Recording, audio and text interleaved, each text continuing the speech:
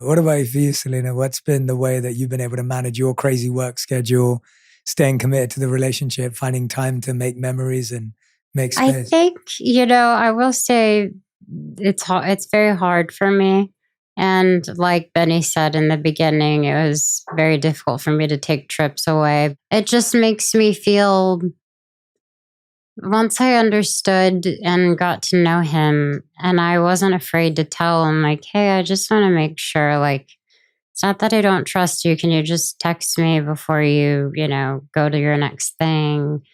And I was able to do that with him, and he wasn't combative. He wasn't like, why? Yeah. What, you don't trust me? It was just more like, yeah, I could totally do that. And with that, day by day, I feel more and more open. And, we're going to be separated again while I go shoot in New York. And, yeah, I'm ready for it. I think Yeah. it's doable, but it's not fun.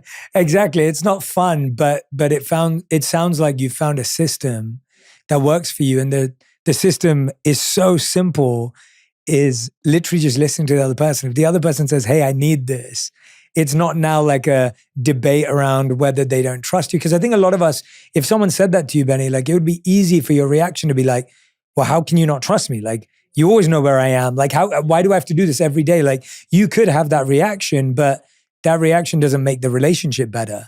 And I think that's where often that goes, where someone vulnerably says, hey, all I need is this. If someone's coming at you with a certain energy, you're already going to buck back. Like, she always comes in a way where she's like, well, I didn't like this because of this, this, and this.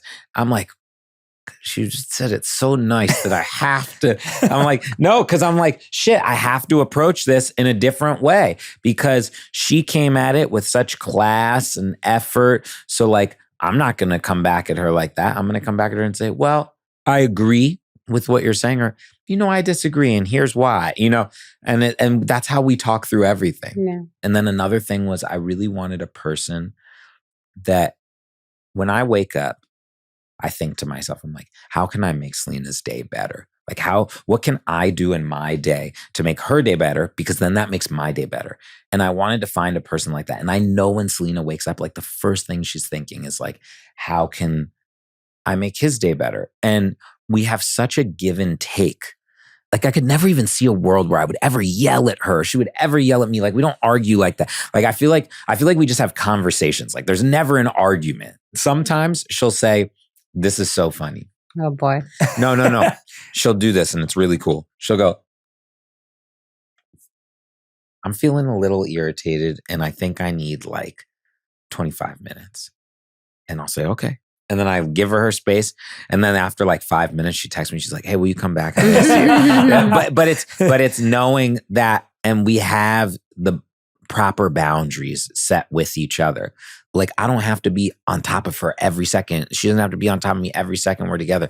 I just want to know she's in the house so I can say like, hey, I love you. And then go back to what I'm doing. You know what I mean? Because look, we're both highly independent people. Okay. But we're both little mushes who just need to be attached at the hip. We are so cheesy. It's so fun.